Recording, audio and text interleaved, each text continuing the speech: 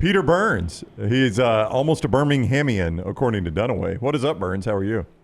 Do I have to pay? Do I get? Is that one of those deals where I don't have to pay the state income tax, like Alabama is starting to do the that for the student athletes? Not Can we set yet. that Yeah. up? We Not would yet? like to set it up. Yeah, we're actually trying to get it for every citizen Yeah. as well.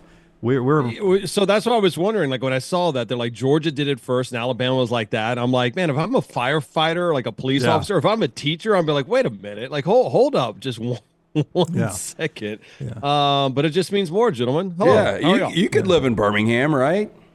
Oh, I love Birmingham. Yeah. Like I never so the studios are here in Charlotte, and I like Charlotte. It's fine. Like it's a great airport, but outside of that, it's nice being in our footprint because like whenever we go, like you guys go out or in town, like you people know who you are, and you can have conversations about what's going on in Birmingham and Alabama and that stuff. Like you walk around here in Charlotte, and there's so many people that moved from different places or they live from the ACC world. So you rarely will see the logos of any like SEC schools. So I mean it's kind of nice to a certain extent, but I would much prefer being kind of like in the SEC footprint for sure.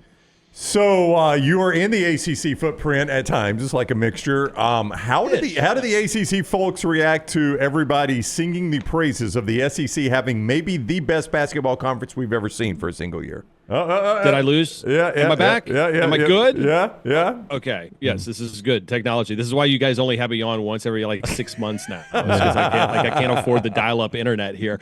No, it is weird because we had Garth Glitzman on from the league office today talking about how good SEC hoops are, and then I look at it and I'm like, the ACC used to reign supreme right now, and you got Duke and maybe Clemson, and outside of that, it's crazy. And like, is it wild to say that the SEC's weakest sport right now in the major sports is college football? Ooh. Is that? I mean, it sounds weird to say, right? But Well, I mean, nobody played for the basketball- national championship. basketball historic season. Think about the runs that women's hoops have had. Softball, especially now that Oklahoma's in here. Baseball has always been king.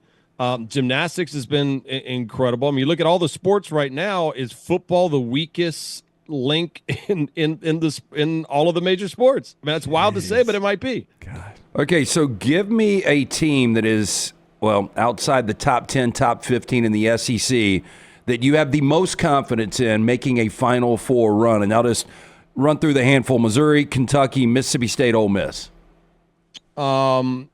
Missouri is that team that's so crazy, guys. I mean, you look at. I mean, I know we look at it. They didn't win a single conference game last year, but the way that Caleb Grill is an absolute assassin. Tamar Bates has been crazy good. Mark Mitchell coming from an ACC school over in Duke, and now he's put up 25, and it's just like seems like they're having fun. I think there's two teams right now that are having a blast. I think Missouri basketball is one of them, and I think Auburn.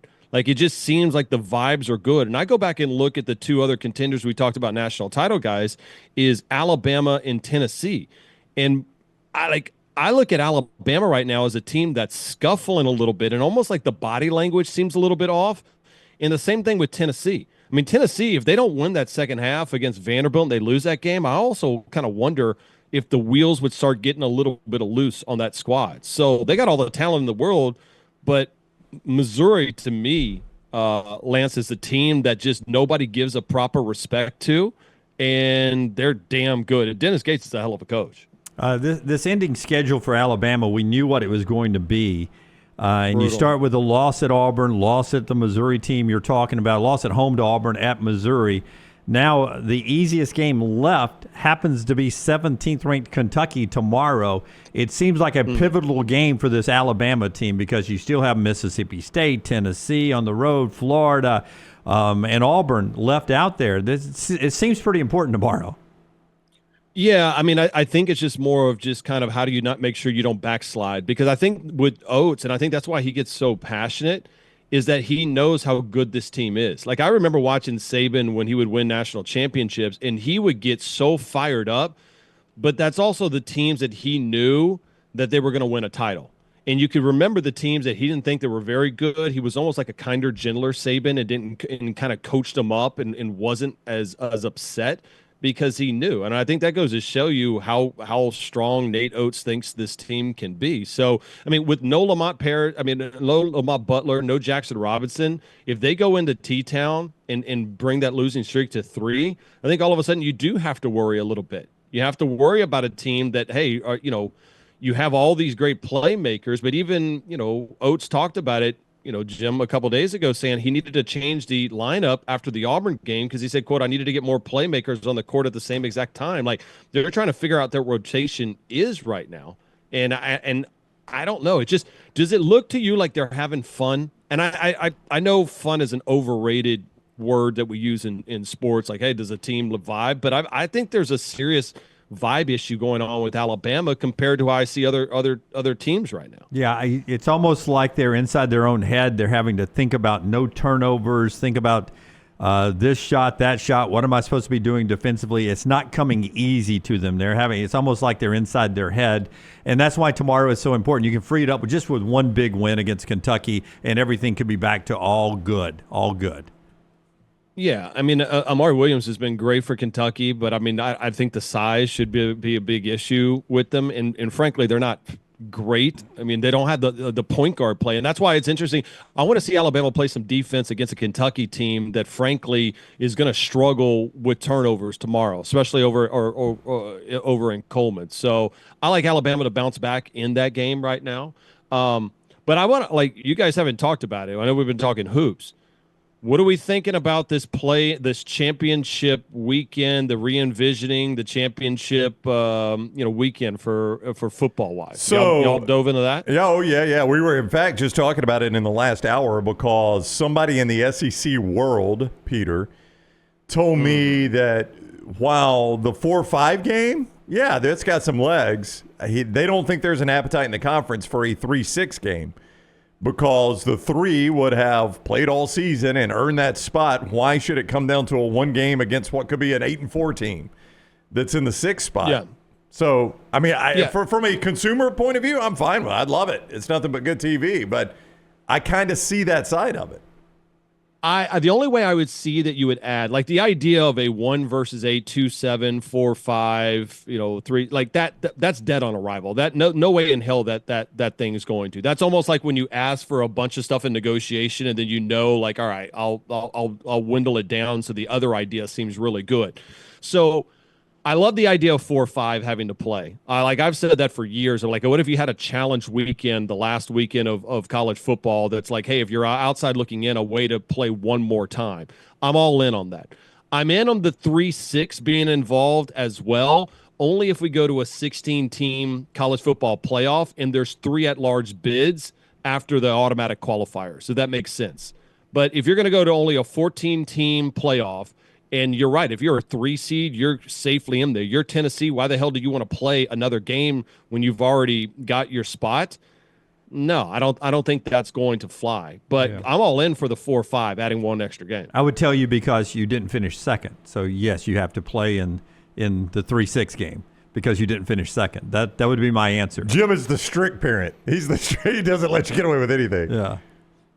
Yeah, I mean, listen, that's fine because, A, you could win the game and then it doesn't matter. Or if you lose a game in a close game, maybe you are the at-large bid. But we don't know how that's going to play out. I ultimately say that you can – it's once you grow, you're not gonna go back. So I would rather, if you're going to decide to do that, say, yeah, listen, we're going to add 1 game. It'll be the 4-5. We'll do it for a couple of years, see how that plays out. And then if you do indeed want to go and add, hey, let's add 3-6 because we've seen that, you could do it down the road. Plus, by the time that if you added an additional game, let's say 5-6 years down the road, then you could probably recalibrate with your television partners and ask for a boatload more money when it comes down to it. Okay, Burns, because you transitioned to football, Dunaway brought us an exercise a couple of days ago. We're going to play it with you. So we're looking for the next head coach to win his first national championship. The way this will work is we will throw 6 names out, but you have to slot these 1 through 6. In real time. Real time. So once you hear a name, and Dunaway, correct me if I'm wrong, you have to go on and slot it. It's like TikTok and Instagram. You've seen it before. You've got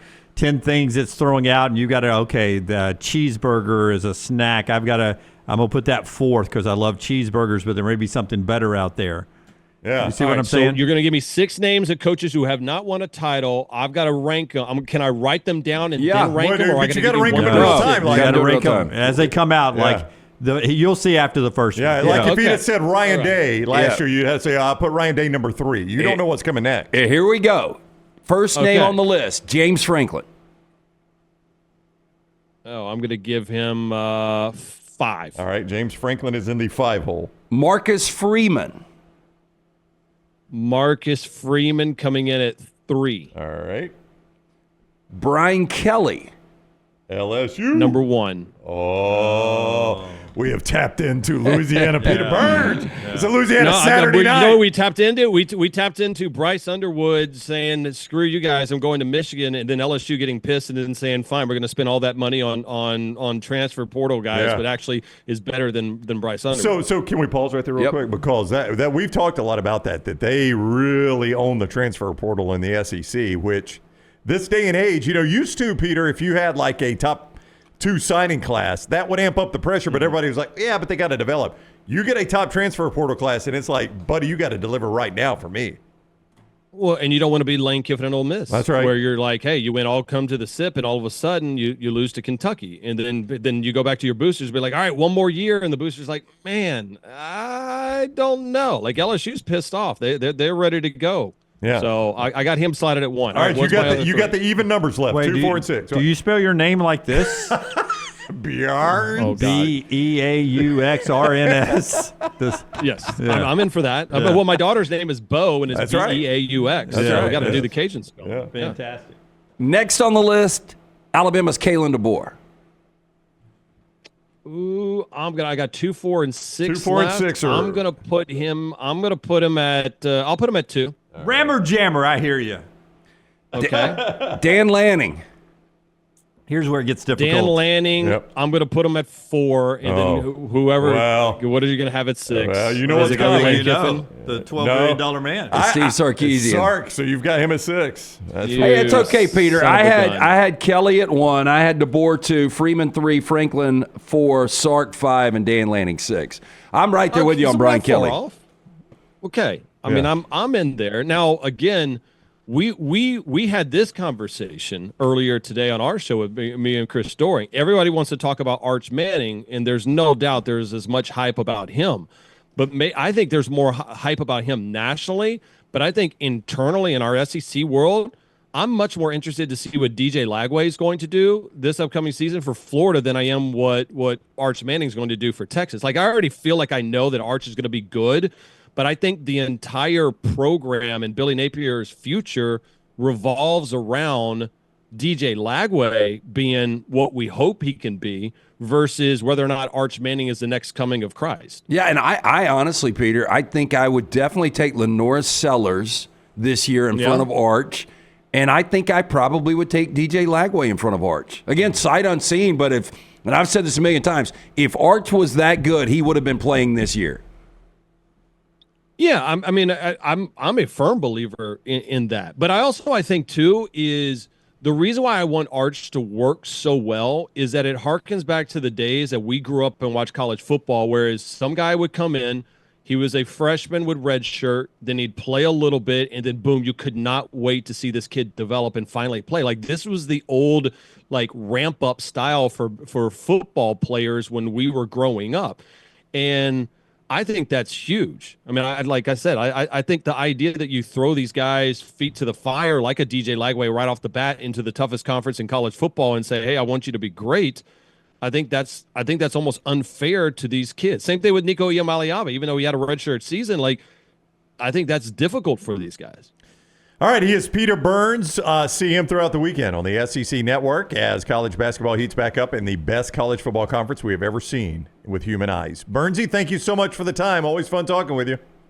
I appreciate it, boys. And I just can I get Emily's vacation schedule? Can I just EG? EG's where is she headed next now? I don't- She's going oh, to yeah, Canada. the Alps? Yeah, she's or, going to or is she the going Alps. to Banff. Fiji? Canada. Gee. Where all the She's right next door right here. I mean, she's in the office right now. You'll be happy. Hey, to know. random She did question. come in today. Because you've got Mesquite Creek. Have you had barbecue since you almost choked out? Yes, I have in very small morsels. Okay. We'll put it that way. Yes. So Okay. I have that, but I'm back on the barbecue. Okay, train, good, boys. good, Hey, good. are y'all going to Nashville? We'll be up there at some point. Yeah. We'll be up there. Some structure of this show, maybe all of it, Yeah. maybe part of it, but we'll be up there. But in this state, we don't have to get there till Friday. Our teams don't play till Friday in all likelihood, Peter. I understand that. I will. touch back I will later. have the next round will be live on me whenever you guys make it there on Friday. All right. Oh, Sounds good. yeah. Okay. All right, buddy. Thank you. Have a great weekend. Later, boys. That's Peter Burns on the JohnstonRVCenter.com hotline.